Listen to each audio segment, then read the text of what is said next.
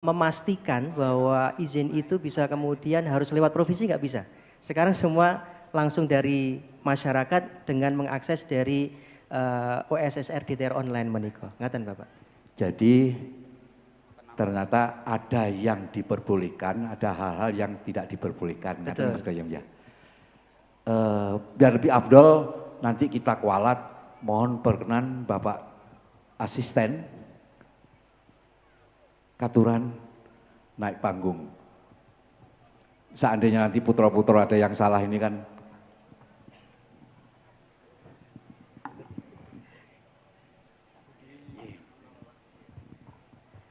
Biar lebih afdol nanti karena ini tadi sempat juga kami sudah mulai pagi Pak keliling-keliling.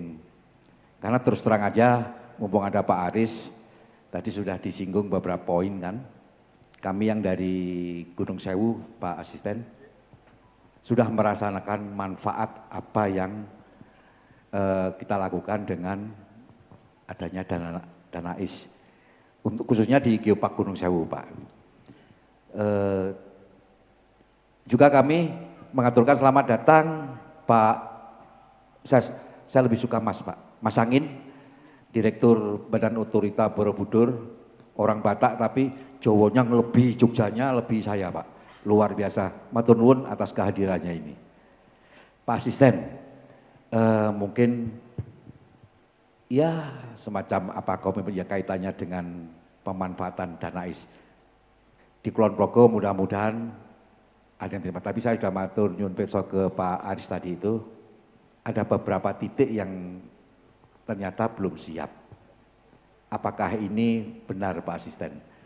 Barangkali bisa disebutkan lah, sebetulnya per kabupaten apa per kelurahan itu berapa sih rupiahnya itu?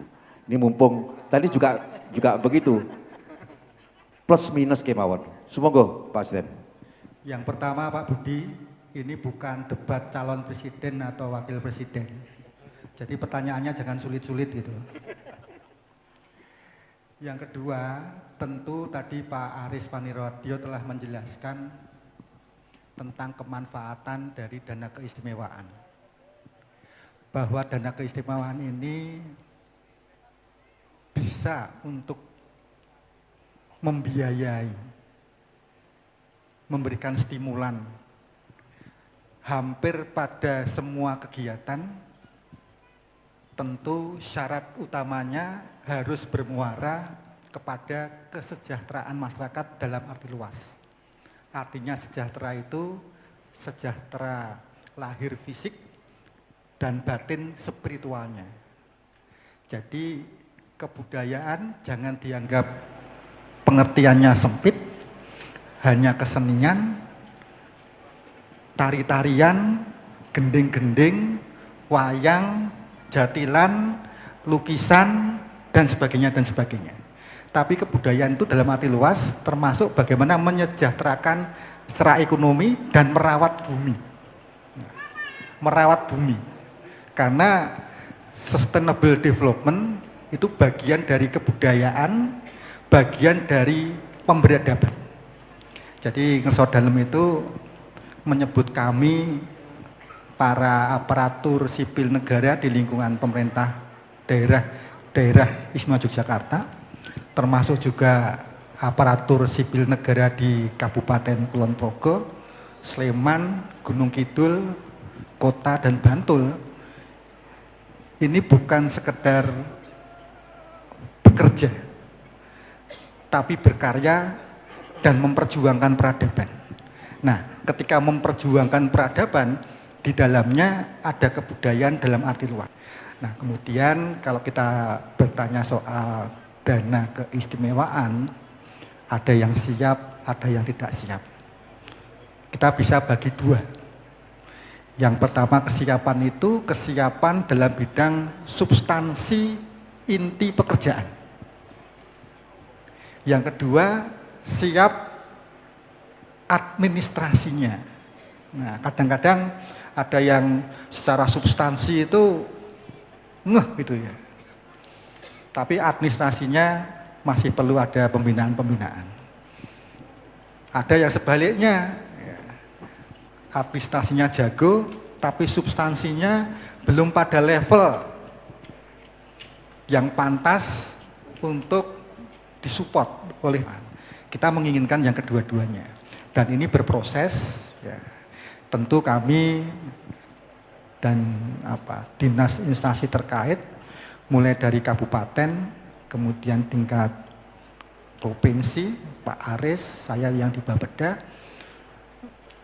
kalau ada yang katakanlah kesiapannya itu masih 50, 60%, 70%, bareng-bareng kita dorong. Kita tidak menunggu sempurna untuk siap, kita sadar betul. Jadi ini berproses, yang penting itu ATM. Ada dulu niatnya, ya. Kemudian kita tiru, ya. Kita modifikasi ABS. ATM, ABS. ATM itu yang belum menggunakan dana keistimewaan bisa mencontoh tetangganya, kaluran sebelahnya yang sudah menggunakan. Yang setipe, sejenis ATM. Kemudian ABS. Ada dulu. Nanti kita perbaiki dan kita sempurnakan ABS. Dan yang penting adalah MPC, Pak. MPC ini piye carane. Itu, Pak. Jadi kita tidak menunggu sempurna. Ini berproses semuanya. Dan dari tahun ke tahun penggunaan dana keistimewaan ini kemanfaatannya sudah dirasakan oleh masyarakat, ya walaupun belum merata sepenuhnya. Sehingga kalau ada logo huruf D dengan warna emas atau kuning tadi Pak ya, kuning ini mendanakan kalau kegiatan-kegiatan ini disupport oleh Danais. Sekali lagi kalau misalnya ada kegiatan-kegiatan yang perlu didorong, distimulan, dirangsang oleh Danais, seperti yang dilakukan oleh Pak Budi di Gunung Kidul untuk Gunung Sewu Geopark yang sudah maju duluan, running duluan, dan sudah disupport oleh Kementerian Luar Negeri.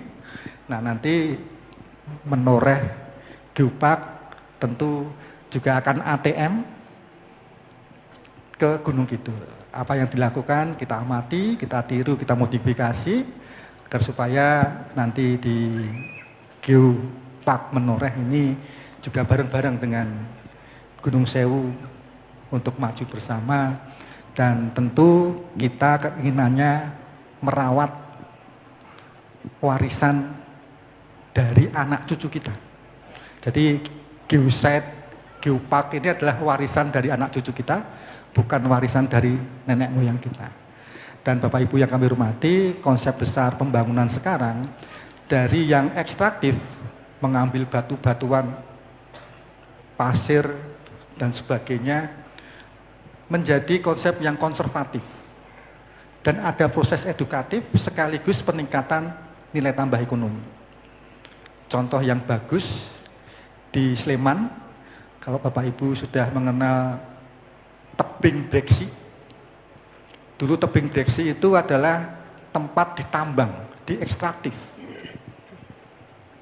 Tapi kemudian sekarang dikonservasi dan diedukasi. Tambah indah tempatnya, tambah banyak wisatawannya, tambah makmur masyarakat setempat. Jadi keinginan kita proses-proses ekstraksi itu bisa tinggal mengambil batu-batuan bisa dikurangi, kita gantikan dengan proses konservasi sekaligus edukasi dan meningkatkan pendapatan masyarakatnya. Makatan Pak Budi. Matur nuwun Pak Asisten. Pak Dihin, ini semua tadi kelihatannya mengarah ke tanggung jawab jenengan, merawat bumi dan situs warisan geologi. Selaku General Manager Geopark Jogja, Pak, monggo tos pundi lebih memaknai situs warisan geologi ini, barangkali nanti lewat Danais, mungkinkah ini bisa kita lakukan menapa ingkang kala wau pun kesaken oleh ngerso dalem merawat bumi. Semoga Pak Din. Nggih. Matur nuwun, hatur sewu. Mohon izin Kanjeng In, Pak Wawan, Pak Trisakti, Pak Aris. Geopark Jogja yang sedang kita inisiasi bersama, kebetulan Biro Pengembangan Infrastruktur Wilayah dan Pembiayaan Pembangunan itu melalui Pergub 136 Kedapuk disampiri tugas untuk fasilitasi warisan geologi yang ada di daerah istimewa Yogyakarta. Dan itu sudah mulai sejak beberapa waktu yang lalu. Dan kemudian kami karena tidak bisa bergerak sendiri bersama teman-teman akademisi, karena sebagian besar kami di biro ini bukan orang geologis yang disampiri tugas geologi. Ini tentunya membutuhkan partner dan membutuhkan tenaga ahli yang kompeten dalam hal tersebut. Untuk itu kami, teman-teman di Biro Pengembangan Struktur Serta DIY, menggandeng teman-teman di Universitas Gadjah Mada dan khususnya teman-teman di UPN, di Pusat Studi Geoheritage dan Geopark, ini untuk bersama-sama nguri-uri warisan geologi yang ada di daerah istimewa Yogyakarta. Yang semuanya itu sudah dimulai dari tahun 2013, sejak tebing Briksi dulu masih ditambang. Dan seiring berjalannya waktu, dulu belum pakai DAIS karena belum ada dana DAIS. Seiring berjalannya waktu, langkah demi langkah hingga tahun 2021, kita daerah istimewa Yogyakarta mendapatkan penetapan ada 20 warisan geologi yang ada di daerah istimewa Yogyakarta. Dari 20 warisan geologi yang ada di daerah istimewa Yogyakarta itu, kebetulan yang 5 itu masuk dalam kawasannya tempat Pak Budi. Jadi masuk dalam kawasan Geopark Gunung Sewu. Dan yang 15 kemudian menjadi bahan pemikiran kami bersama teman-teman di UPN dan di UGM, ini mau diapakan? Karena sudah ada penetapan Kementerian SDM, 15 warisan geologi, ada 3 di Bantul, ada Gumuk Pasir Parangtritis, kemudian ada Sesar Opak Bukit Menggur, dan ada Lava Purba Mangunan, itu yang ada di Bantul. Kemudian ada 7 di Sleman, diantaranya ada Tebing Briksi, Lava Bantal, kemudian Volcano Park Bakalan, ada Bukit Intrusi Godean, kemudian saya lupa satu lagi. Kemudian ada 5 di Kulon Progo, diantaranya ada Tambang Mangan Keliripan, ada Gua Kiskendo, ada tambang batu bara Mangan Keliripan, kemudian ada batu bara Eosen di Nangpak, UNES 71 tahun 2023 terkait pengelolaan tawan bumi yang di daerah istimewa Yogyakarta. Pada bulan Agustus kami mengajukan dosier dan sudah kami ajukan, nanti pada tahun depan akan ada penilaian dari level nasional. Penilaiannya dijadwalkan antara bulan Mei sampai Juni, walaupun masih ada beberapa PR untuk penilaian ini. Kami bersama teman-teman dari Forum Warisan Geologi yang ada di Kabupaten, teman-teman kemudian hadir semua juga ini, menyengkuyung bareng suksesnya verifikasi ataupun penilaian Geopark nasional di tahun depan. Dan perlu kami sampaikan juga bahwa koordinasi pelaksanaan pengembangan Geopark Jogja sebagai Geopark nasional maupun global Geopark ini secara warisan geologi ada di kami, di Biro Infrastruktur. Dalam hal ini kami didapuk untuk membentuk sebuah badan pengelola karena menurut persyaratan dari UNESCO maupun nasional untuk mengelola sebuah geopark ini harus ada badan pengelola.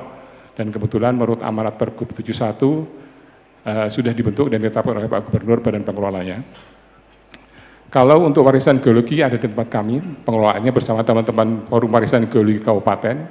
Kalau untuk keanekaragaman hayatinya, ada teman-teman dari Taman Nasional Gunung Merapi, ada Mas Toro, Mbak Rida, ada Bu Tessa, dari BKSDA.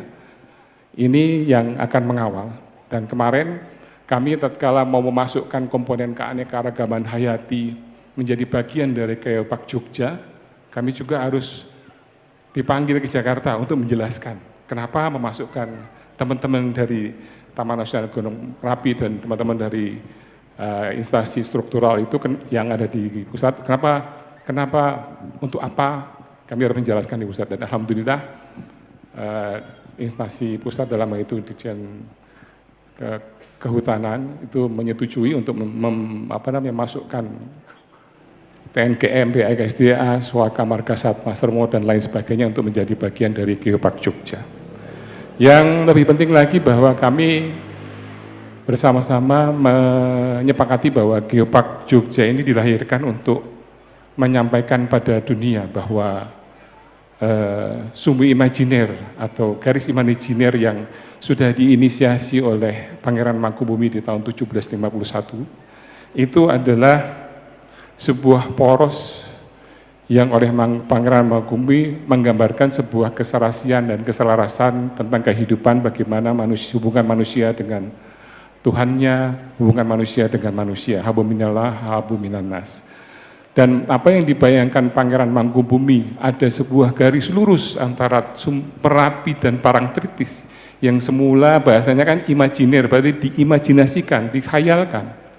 Hari ini melalui forum ilmiah, melalui tinjauan akademis, garis imajiner ini tidak lagi imajiner. Karena memang betul-betul ada sebuah poros yang menghubungkan antara Merapi dan Parangtritis.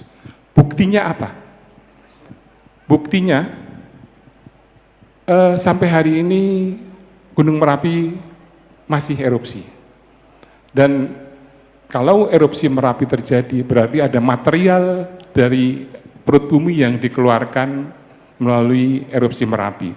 Dan material erupsi Merapi ini dibawa oleh sungai-sungai yang ada di bawahnya, mengalir melalui proses pluvial, kemudian ditransport ke selatan, masuk ke dalam laut selatan, kemudian digodok menjadi melalui proses marin, kemudian ada angin yang menghembus dari pantai selatan melalui proses eolin, akhirnya membentuk sebuah gumuk pasir yang istimewa. Dan gumuk pasir ini sangat langka, yang ada di dunia mungkin cuma dua. Ada di Meksiko dan ada di Yogyakarta. Ada juga di Lombok tapi tidak terlalu besar. Ini membuktikan bahwa proses geologi atau sumbu imajiner yang kita bayangkan ini sumbu yang nyata dan sumbu ini masih hidup hingga hari ini. Karena erupsi Merapi masih terjadi dan gumuk pasir masih terbentuk. Ini kalau teman-teman dari ahli kebumian mengatakan ini merupakan sebuah keistimewaan Yogyakarta. Lorong yang istimewa dari Yogyakarta. Yang ini kesemuanya tentu harus kita sengguyung bersama, kita jahit bersama, karena geoset 15 geoset yang ada di kawasan Geopark Jogja ini semua membentuk sebuah cerita sebenarnya. Selain cerita tema gumuk pasir, Parangtritis dan Merapi ini semuanya membentuk tema, membentuk cerita babat bumi Jogja. Jadi bagaimana menoreh, bagaimana Batur Agung itu mengkoridori utara selatan, mengkoridori Merapi dan Parangtritis, akhirnya terbentuk dataran Yogyakarta yang sedang sekarang kita diami ini. Dan ini menjadi sebuah bukti bahwa apa yang diimajinasikan Pangeran Mangkubumi saat itu, bahwa itu memang benar-benar ada. Dan hal ini kalau menurut teman-teman bisa menjadi sebuah hubung kait yang paripurna dengan sumbu imajiner. Karena sumbu filosofi ini menampali sumbu filosofi. Kalau sumbu imajiner ini dikatakan jagat alit, maka sumbu imajiner ini bisa dikatakan jagat agengipun. Yang tentunya gagasan Pangeran Mangkubumi selanjutnya setelah apa tadi kita mengatakan sumbu imajiner juga ada yang namanya Hamamayu Hayoning Bawono, yang di dalamnya di breakdown menjadi 3 lagi, antara lain Rahayoning Bawono Kapurwa Waskitoning Manungso. Dan ini selaras dan sejalan dengan apa yang menjadi ide global UNESCO Global Geopark. Karena idenya hampir sama, bahwa tujuannya adalah memuliakan bumi, menyeimbangkan keselarasan antara alam dan manusia. Dan ini tentunya harapan kita secara menyeluruh Geopark Jogja ini nantinya dapat berjalan berkelanjutan untuk generasi-generasi mendatang. Sehingga pesan yang tersirat dan tegas ini kita bisa katakan bahwa melalui Geopark Jogja, yaitu secara hak dan kewajiban siapapun yang hidup dan cari hidup di Yogyakarta harus bertanggung jawab bersama untuk memelihara keseimbangan ini, memelihara keselarasan lingkungan dan manusianya, dengan tujuan tentunya untuk dapat kita manfaatkan untuk kemaslahatan manusia Jogja dan untuk meningkatkan martabat manusia Jogja. Mungkin ngaten Pak Budi. Iya, menarik Pak Din. Kesimpulan sementara janjane UNESCO ketinggalan zaman ya. Mbah-mbah kita itu sudah punya filosofi itu sebetulnya. Kalau kita tidak bisa mengimplementasikan, sayang karena tinggalan moyang ini sangat-sangat luhur. Okay. Kalau dikaitkan dengan titik yang kita talkshow ini menoreh salah satu geosite Geopark Jogja ya, pasti nanti ini akan menjadi sebuah destinasi wisata. Tapi sepintas tadi keliling-keliling itu tentang amenitasnya, visibilitasnya itu belum begitu apa yang kita harapkan. Kalau itu memanfaatkan dana ke Pareng Pak Aris J. Kalau ditanya ke Pareng ya ke Pareng saja Pak. Cuman dana itu kan juga terbatas. 1,42 triliun itu kalau dibelikan kerupuk ya memang banyak sekali ya. Tapi kalau untuk membangun jalan habis nanti. Maka memang perlu ada prioritas tertentu yang menggunakan dana keistimewaan.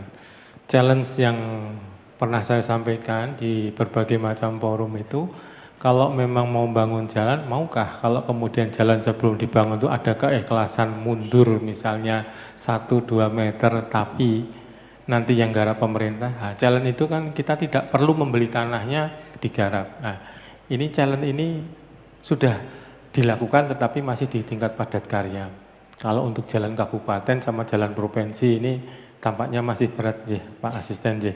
Tetapi yang paling penting adalah kita bicara konsep. Nah, kalau konsepnya jelas, nyata tujuannya, yang paling penting bagi kami ini, kenapa kemudian ada logo tadi, kenapa kemudian ada Pak Raji, Lekwarti dan sebagainya tadi. Karena kita itu harus bercerita. Bercerita pada siapa? Pada pemerintah pusat yang memberi kepercayaan. Jadi dana itu dana APBN. Kalau kita tidak bisa meyakinkan teman-teman di Jakarta, maka dana itu akan dikurangi. Maka selalu kami sampaikan, bantu kami untuk bercerita, dana itu memang bisa digunakan untuk masyarakat. Ini salah satu contoh kecil ya. Di Catur Harjo kemarin itu dengan bantuan dana sekitar 380-an juta, ternyata menghasilkan uang 900 sekian juta, artinya 600 juta keuntungan. Ini yang kemudian kami sampaikan, ini loh dana ada yang untuk ini.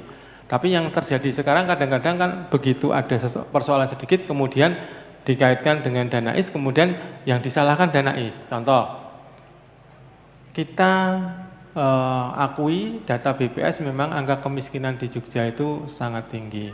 Maka kemudian sudah ada dana kok masih miskin. Kita harus akui infrastruktur kita pun juga kadang-kadang kita masih ada kemacetan.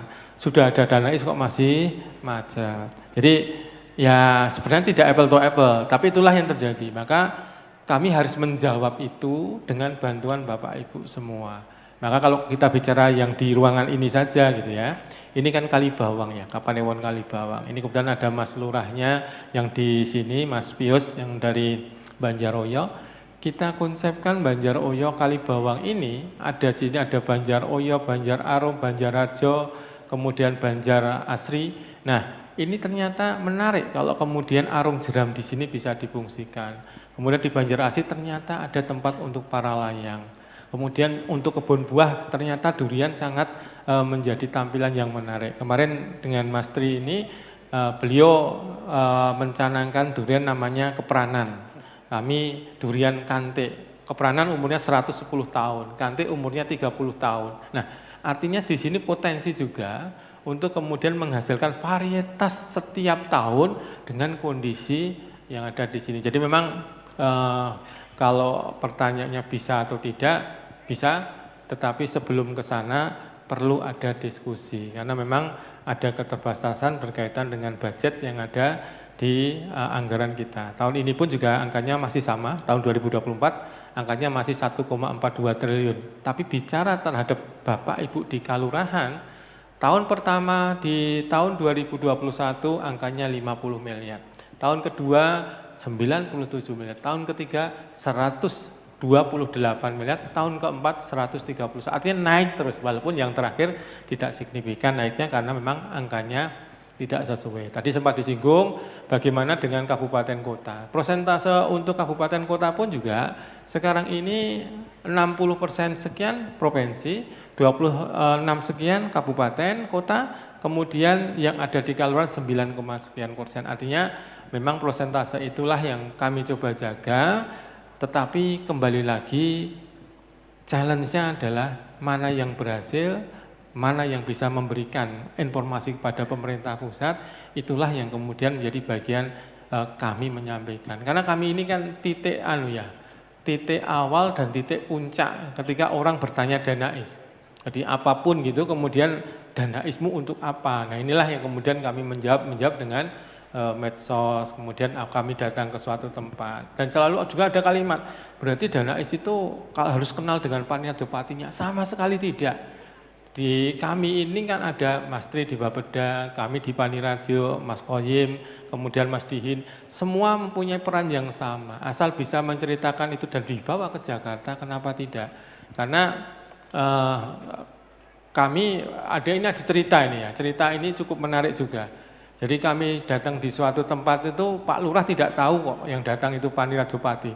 Jadi enggak tahu Pak Lurah, padahal Pak Lurah itu tanda tangan berita acara dengan saya loh. Tapi enggak tahu, artinya dia tidak kenal juga enggak apa-apa. Enggak atau kemudian udah kenal sesuatu, enggak sama sekali. Jadi inilah kami cerita apa adanya bahwa kami memang membutuhkan. Jadi juga ada pertanyaan, bagaimana cara mengakses Danais? Persani YouTube channel Panado Keistimewaan. Misalnya di situ ada tulisan Danais. Nah, di situ nanti ada cerita, cara mengaksesnya gimana. Kalau kemudian tidak tahu caranya, rawuh saja di Paniradio Keistimewaan. Teman-teman kami, saya alhamdulillah diberkati Allah, teman-teman yang luar biasa, setiap habis maghrib belum pada pulang gitu. Jadi kami di forum ini juga mohon maaf kepada keluarga teman-teman kami yang kalau terpaksa harus menemani kami di kantor gitu. Bukan kami juga tidak ingin takut terhadap istri, bukan, tetapi memang kami pengen bahwa Danais itu bisa menjadi pembeda di Yogyakarta. Demikian Pak Budi. Kalau dikaitkan dengan tema talkshow ini Pak Dihin, apa yang diinginkan Pak Aris tadi itu, berarti Geopark Jogja harus punya master plan yang betul-betul bagus Pak. Karena nanti justru yang akan dilihat bukan berapa jumlah yang diterima, tapi justru kita harus bertanggung jawab manfaat apa dari dana. Ini saya Pak Budi, boleh saya matur dulu sebelum Pak Mas Din.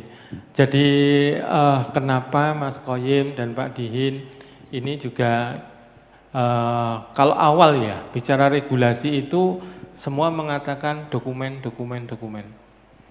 Jadi dokumen menjadi utama. Dokumen iya, tapi bagaimana tentang kesejahteraan? Inilah yang kemudian yang dulunya urusan tata ruang tidak pernah mengurusi kaitan dengan durian, nggak pernah ngurusi kakao, nggak ngurusi kambing, 3 tahun ini mengurusi ya Mas Koyim ya. Pertanahan sama, dulunya nggak pernah yang hanya sertifikat, sekarang pertanahan pun juga ada lumbung Mataraman. Itulah yang kemudian kami sampaikan bahwa kita terus berproses untuk Triwikromo gitu menjadi lebih besar lagi, tetapi memang membutuhkan kerjasama dari semua pihak. Jadi dokumen oke, tetapi setelah dokumen karena what's next itu menjadi bagian, Budi. Setelah kemudian tadi Mas Dihin cerita sumbu filosofi, jangan dikira semua masyarakat Jogja bangga terhadap itu. Waktu kami, ini cerita sedikit saja. Waktu Sumbu Filosofi itu menjadi bagian yang kemudian diketok oleh UNESCO, itu kami dan teman-teman nobar Pak Putih. Jadi nonton bareng di Panirado. Kami belum sempat nobarnya selesai, baru ini Jogja, Indonesia. Baru duduk, tahu-tahu dokter selesai. Gitu. Setelah itu ternyata yang komentar di YouTube kami itu menarik, bisa dicek sekarang. Komentarnya apa? Sumba, sumbu. Nah itu. Terus kemudian, njuk ngopo. Nah inilah yang kami berusaha menjawab, jadi letak dokumen oke, letak konsep oke, tapi monggo bersama-sama berdayakan masyarakat. Inilah yang tantangan kita berikutnya Pak Putih. Ngaten Pak Dihin, itu yang tugas berat kita, tapi sekaligus mulia kalau Pak Dihin. Katosipun siap ya, sebelum nanti kita lempar ke audien. Oke, insya Allah.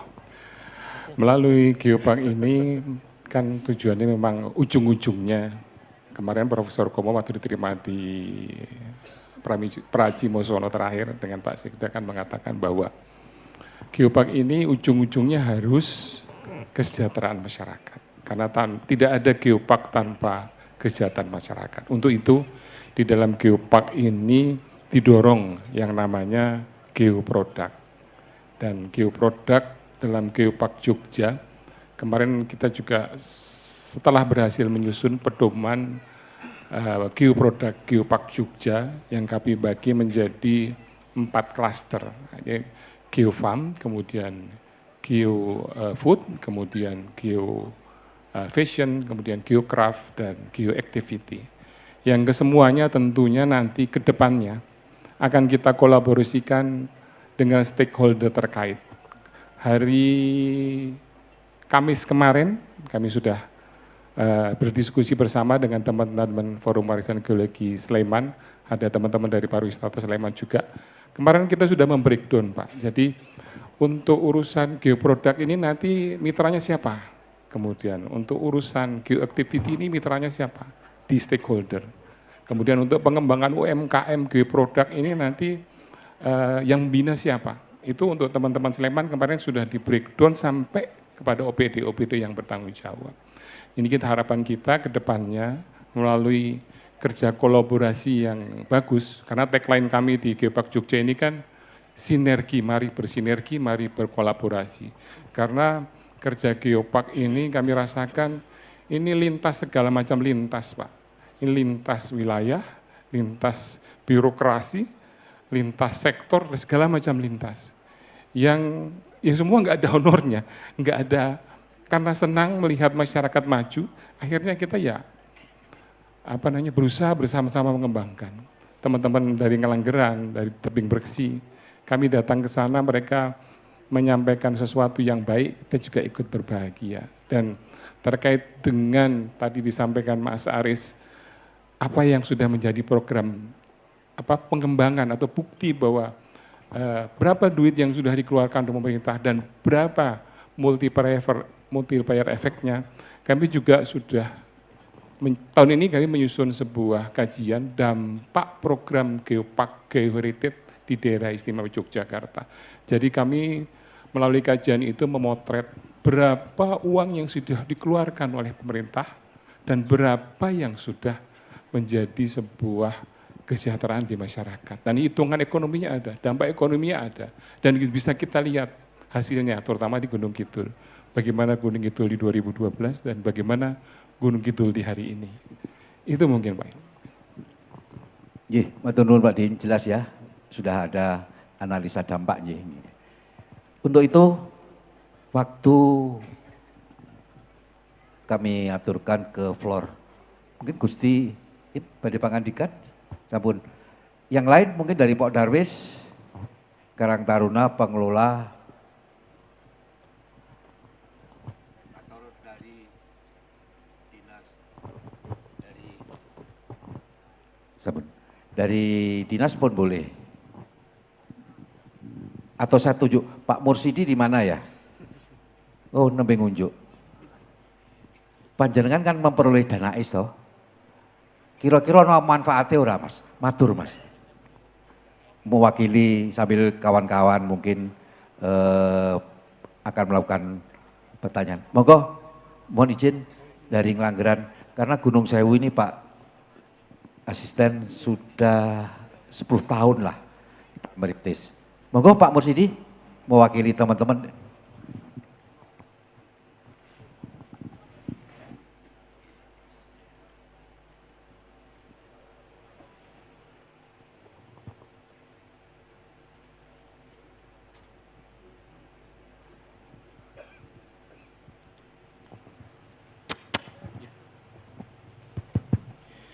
Terima kasih atas waktu yang diberikan. Sebelumnya Assalamualaikum warahmatullahi wabarakatuh. Bapak Ibu yang saya hormati, tidak bisa sebutkan satu persatu. Mungkin langsung saja Bapak bahwa kami, nama saya Mursidi, kebetulan saya dari Geoheritage, salah satu Geoheritage yang ada di Gunung Sewu, khususnya Geoheritage Gunung Api Purba Ngelanggeran. Terima kasih Bapak untuk kesempatan sore hari ini di acara talkshow pemanfaatan warisan geoheritage yang ada di kawasan Geopark Jogja ini. Pada prinsipnya kami merasakan sendiri Bapak bahwa dampak nilai manfaat daripada kegiatan kami menjadi salah satu yang sudah diakui menjadi geoheritage, khususnya di kegiatan-kegiatan kami di pemberdayaan masyarakat di sektor pariwisata. Kebetulan di Geoheritage Gunung Api Purba ini menjadi salah satu ikon yang ada di Ngelanggeran, khususnya di Desa Wisata Ngelanggeran. Kebetulan di Desa Wisata Ngelanggeran juga saat ini kami mencoba mengelola potensi-potensi yang ada di desa, sehingga warga masyarakat desa yang ada di Ngelanggeran alhamdulillah sedikit banyak mendapatkan nilai manfaat daripada kegiatan kami di kegiatan kepariwisataan. Selain itu tentunya itu semua kami sendiri merasakan bahwa itu semua tidak bisa berjalan dengan baik, dengan bagus, dengan sampai sekarang ini tanpa peran dari berbagai pihak. Salah satunya adalah dari peran dari dana keistimewaan Bapak, bahwa banyak sekali dana keistimewaan yang kami dapatkan, kemudian baik itu dari melalui lintas sektor kedinasan, baik itu dinas pariwisata ataupun dinas instansi terkait, bahwa pembangunan kepariwisataan khususnya di Geoheritage Gunung Api Purba ini alhamdulillah nilai manfaatnya sangat luar biasa, sehingga pemberdayaan masyarakat yang kami dapatkan di Ngelanggeran, khususnya pembelanjaan uang wisatawan yang datang di Ngelanggeran itu rata-rata 3-4 miliar per tahun Bapak. Jadi itu sudah berlangsung beberapa tahun ini, otomatis itu belum kita hitung yang mereka membelanjakan langsung ke pedagang, ke masyarakat langsung belum kita hitung. Itu hanya kami sebagai pengelola wisata geoheritage itu menjual paket wisata itu bisa mendapatkan nilai manfaat pembelanjaan uang dari wisatawan 3-4 miliar per tahun seperti itu. Selain itu juga dari dana keistimewaan banyak juga adanya event-event kegiatan yang dari Dinas Pariwisata melalui Dinas Pariwisata juga sangat-sangat membantu kami di dalam salah satunya adalah mempromosikan potensi-potensi yang ada di Ngelanggeran. Selain itu juga ada kegiatan-kegiatan lain UMKM, kemudian kegiatan-kegiatan kaitannya dengan pertanian, peternakan, dan itu semua alhamdulillah saat ini kita integrasikan dengan kegiatan pariwisata yang ada di Geoheritage Gunung Api Purba, khususnya di Desa Wisata Ngelanggeran. Dan kami mengucapkan banyak terima kasih tentunya kepada semua pihak, termasuk khususnya dari dana keistimewaan Pak Aris, bahwa sangat membantu sekali di dalam proses pengembangan di Geopark di Gunung Api Purba ini, khususnya untuk pemberdayaan masyarakat. Kami di Ngelanggeran selalu konsisten dan kami konsisten dan komitmen semangat Geopark itu kami pegang Bapak. Kaitannya dengan konservasi, kemudian edukasi, dan tentunya dengan pemberdayaan masyarakatnya itu yang tentunya nanti akan kita dapatkan terus, dan keberlanjutan lingkungan itu yang menjadi tujuan kami. Jadi konsep kami adalah menjaga Bapak, jadi menjaga alam, menjaga potensi, menjaga kearifan lokal, budaya, tetapi di sisi lain kami mendapatkan nilai manfaat dari bagaimana kami mengemas potensi-potensi itu menjadi sebuah produk-produk daya tarik wisata. Nggih, makaten Bapak yang bisa saya sampaikan. Terima kasih. Agrusalam. Assalamualaikum warahmatullahi wabarakatuh. Matur nuwun Pak Mursidi. Itu Pak Aris salah satu statement. Memang terkadang manfaat ini khususnya yang ada di Gunung Sewu segmen Gunung Kidul Pak Aris, memang tidak semata-mata ukurannya adalah rupiah. Ada non rupiah. Misalnya Pak Mursidi, Mas Triono dulu itu ex TKI Korea Pak. Saya sempat Pak Asisten nanya ke Pak Mursidi, Pak kok nggak balik ke Korea, kenapa? Kan di sana wanitanya kan cantik-cantik, dolarnya kan banyak. Waktu itu saya mantan sekda nangis.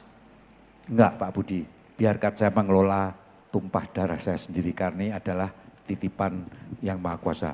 Dulu Pak Mursidi ini kan badannya kurus Pak. Sekarang mungkin ukurannya sudah XL. Ini sebetulnya ada manfaat sebetulnya kalau dihitung tidak dengar. Belum ya, memang di segmen yang lain belum seperti Ngelanggeran. Tapi justru apa yang dilakukan Ngelanggeran kita ingin menjadikan Ngelanggeran 2, Ngelanggeran 3 di segmen Gunung Kidul. Artinya nggak usah teman-teman belajar ke luar negeri lah, belajarlah ke Pak Mursidi, termasuk yang di Kulon Progo mungkin kan saling ada konektivitas ya, silakan saja. Mungkin yang lain? Sebelum ini putaran yang terakhir karena sudah dijawil, jangan sampai nanti maghribnya persiapan untuk nanti malam masih ada festival gamelan kalau nggak salah ya. Dari Kulon Progo atau dari Menoreh?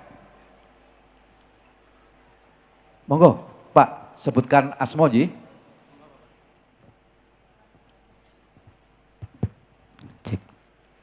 Ji, matur nuwun, bait paring punten wekdal. Assalamualaikum warahmatullahi wabarakatuh. Perkenalkan nama saya Suwardi, ya kami dari HPI Kabupaten Kulon Progo dan kami juga tergabung di HPI Provinsi Daerah Istimewa Yogyakarta. Ya, di sini juga ada Pak Ketua DPD-nya. Ya, kemudian yang ingin saya sampaikan ya kalau dari penjelasan Bapak-bapak narasumber tadi bahwa kawasan geoheritage di daerah istimewa Yogyakarta ini bisa menaikkan tingkat ekonomi masyarakat yang melalui karena kami bergerak di kepemanduan wisata, jelas kami adalah tujuannya ikut ya mempromosikan ya kawasan geoheritage melalui kami dalam membawa tamu atau pada waktu kita guiding bersama tamu baik itu dari luar Yogyakarta ataupun di kota Yogyakarta sendiri. Akan kami perkenalkan kawasan geoheritage di daerah istimewa Yogyakarta, terutama untuk di Kulon Progo ini kan masih baru. Kemudian yang kami inginkan dari keperluan kami untuk memandu, kalau misalnya bisakah kami dibikinkan sebuah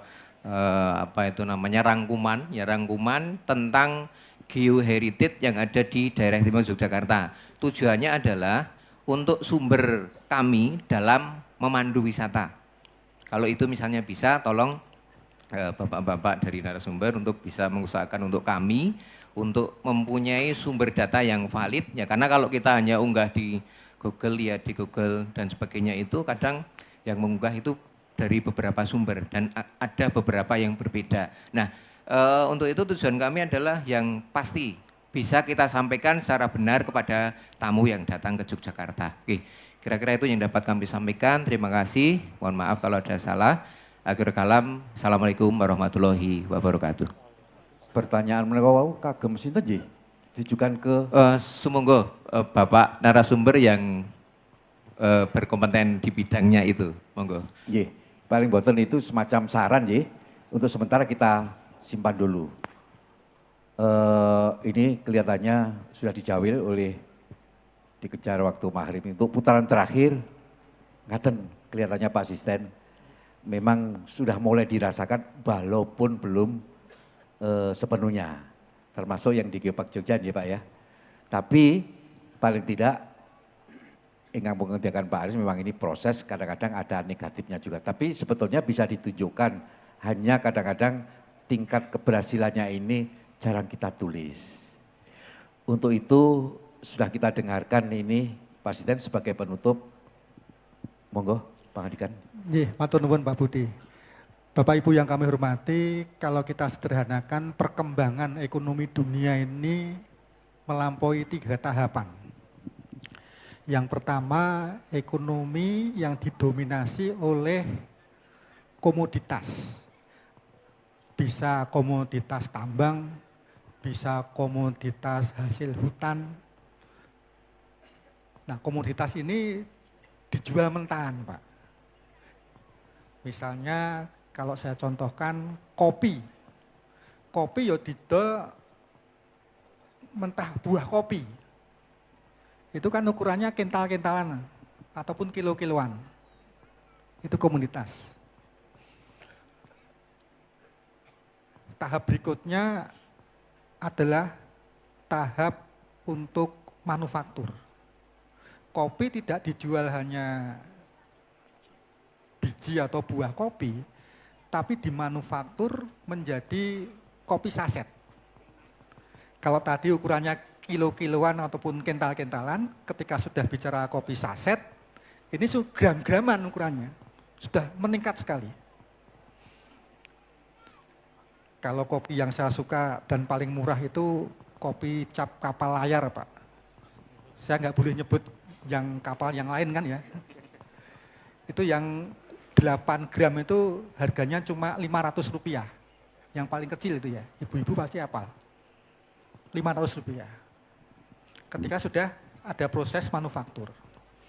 Nah, tahap yang ketiga itu adalah tahap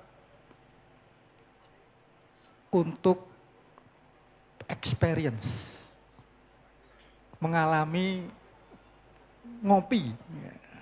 Artinya ketika kopi yang Rp500 tadi di angkringan, dicuri jarang panas, dari 500 kira-kira berubah jadi berapa ribu rupiah? Minimal Rp3.000. Berapa kali lipatnya itu? Belum lagi experience ini ditingkatkan menjadi gaya hidup. Gaya hidup ngopi.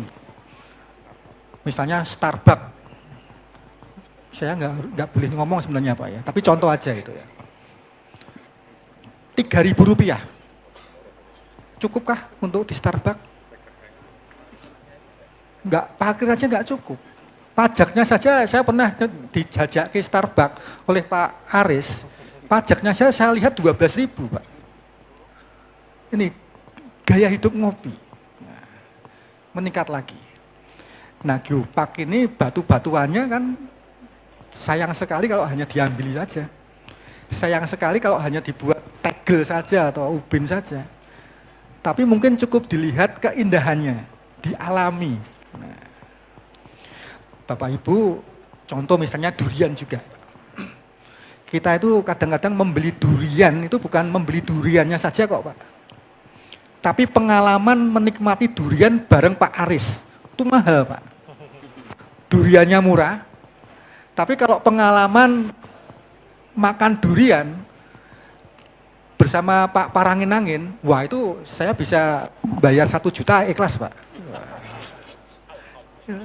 Ini Pak, jadi gaya hidup kita, experience, ini yang harus digunakan sebagai pendongkrak nilai tambah, memakmurkan masyarakat dengan sekaligus melestarikan geoparknya. Melestarikan geoparknya. Jadi sejalan, karena gaya hidup kita tuh sekarang bukan gaya hidup membeli barang, tapi membeli pengalaman. Nah, dan itulah yang nilai tambahnya tinggi.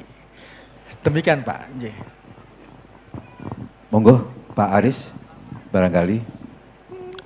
Kalau dari sisi kami sebenarnya adalah semua yang sudah kita kerjakan ini perlu dievaluasi. Evaluasinya tadi yang Mas Tri pangandikan tadi, untuk kemudian disempurnakan. Tetapi hal itu tidak mungkin dilakukan oleh pemerintah daerah saja, DIY saja, dan kabupaten kota. Bahkan Nyun Sewu ada dari BUP, Pak Direktur juga, tetapi memang memerlukan masyarakat untuk kerso sareng-sareng. Kenapa ini kami sampaikan? Tadi sempat disinggung tebing breksi. Ini tadi saya lihat pengelolanya tebing breksi ada di sana di atas. Itu juga ada, sana juga ada 2. Nah, tebing breksi itu awalnya ngeset dalam nanting sebenarnya. Ini mau dilanjutkan, tebing breksi yang 200 meter tinggal 50 meter, dilanjutkan 40 meter, 10 meter kemudian habis, atau berhenti. Kemudian setelah ditanting itu ternyata masyarakat pengennya ya sudah kami berhenti, Walaupun ada dua, seingat saya ada 2 orang yang tetap tidak mau berhenti. Ini oleh Pak Lurah dikasih kerjaan sendiri di bagian bawah. Nah, artinya tebing breksi ini pengalaman yang berharga. Jangan sampai anak cucu kita tidak mengetahui tentang keindahan alam yang ada di Yogyakarta. Apalagi juga kami kemarin juga waktu pembahasan dengan pemerintah pusat diingatkan Pak Budi, berkaitan dengan aktivitas kegiatan yang lintas generasi. Artinya kita sudah punya sumbu filosofi, kemudian ada 20 yang sekarang Mas Diin sedang menggodok. Ini bagaimana kemudian kita jaga bersama-sama. Dan memang tidak kita nafikan, semua itu harus kemudian kita penggalihkan berkaitan dengan kesejahteraan masyarakat. Barangkali nanti nilai yang terakhir yang disampaikan Mas Tri tadi menjadi bagian. Jadi experience tadi atau gaya hidup tadi itu menjadi bagian menikmati tebing breksi. Itu ada Mas Mangunan juga, menikmati Mangunan. Karena saya ingat betul, Merso Dalem itu dengan angka 10 sampai 15 miliar jadilah Mangunan, tebing breksi, lava bantal, Kampung Flori, termasuk embung yang ada di atas itu. Nah, sekarang dengan dana itu ratusan miliar loh. Mosok sih, ratusan miliar kok tidak bisa berbuat lebih? Lah monggo, ini kita jawab bersama-sama. Matur nuwun. Monggo, Pak Koyum, kaitannya tata ruang dan SRS. Terima kasih.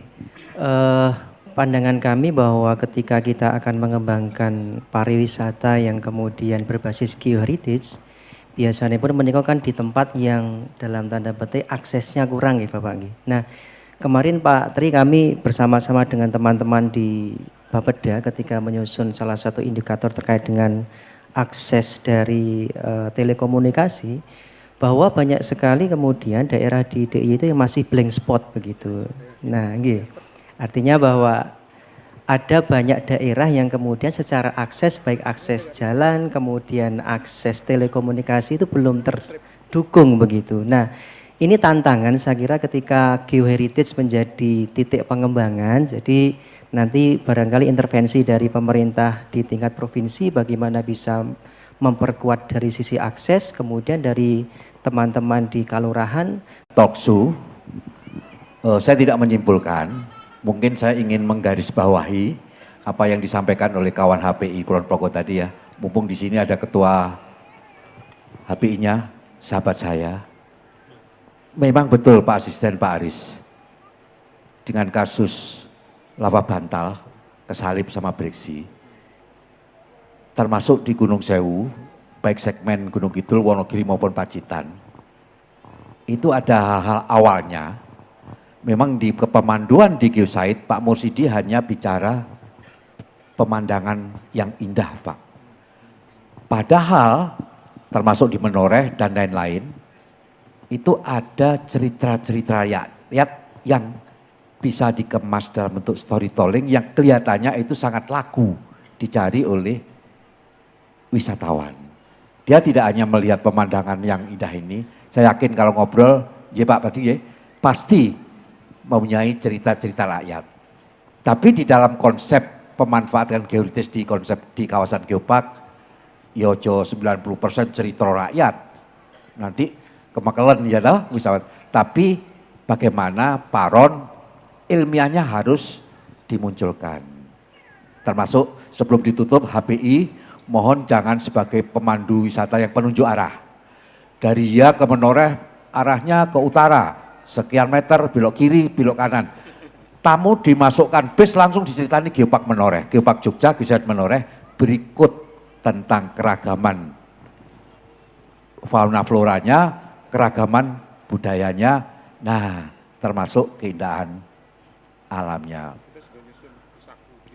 Itu nanti akan dibuatkan buku sakunya Pak, sudah termasuk kepemanduannya Pak Diin sudah melakukan. Ngaten Bapak Ibu sekalian, mudah-mudahan atau mungkin Pak Angin nanti menyelenggarakan sendiri ya Pak ya, di Kota Baru, talkshow. Temanya yang harus diangkat, kontribusi apa Badan Otorita Borobudur terhadap Geopark Jogja. Mestinya begitu, Bapak kan kantornya di Jogja. Nah, Geopark Jogja perlu kontribusi, termasuk itu, tidak hanya dana saja. Saya kira ngaten. Ada kurangnya Bapak Ibu sekalian, kami mohon maaf dalam memandu talkshow hari ini. Saya akhiri, wassalamualaikum warahmatullahi wabarakatuh. Saya kembalikan ke Mbak Safa tadi MC ya.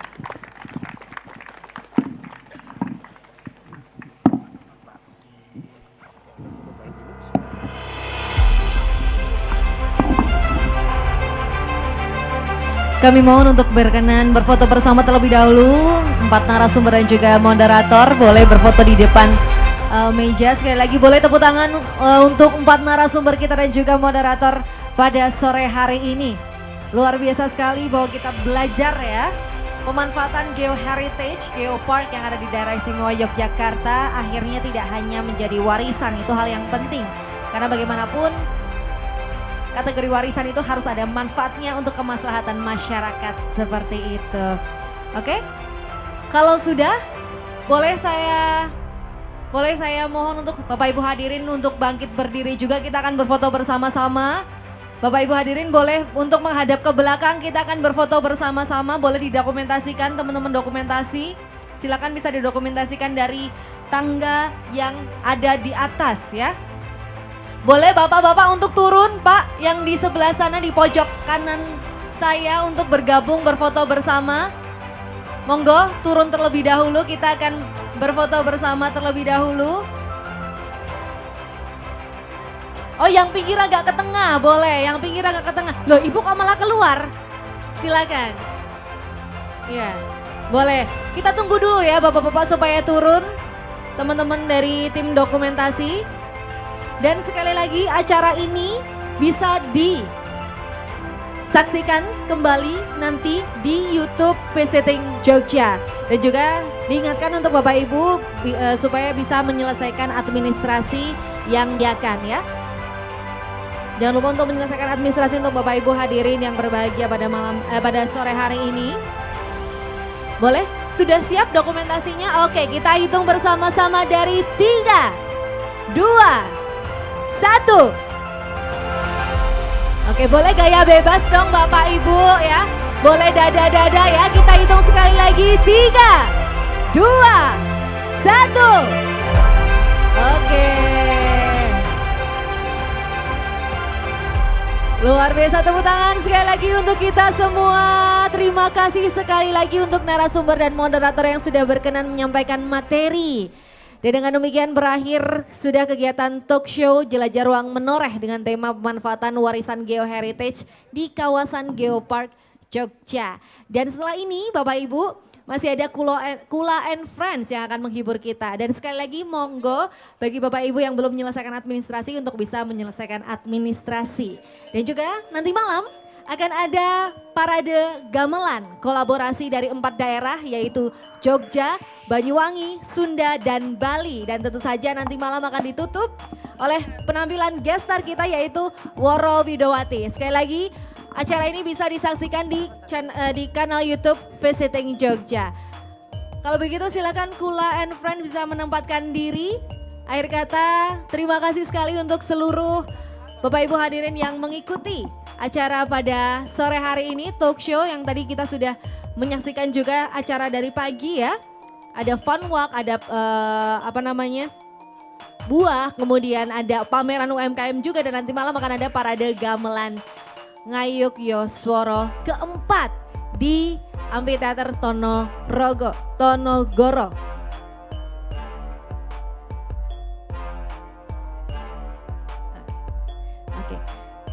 Sekali lagi untuk Bapak Ibu hadirin yang belum menyelesaikan administrasi, monggo untuk menyelesaikan administrasi supaya lancar semuanya ya.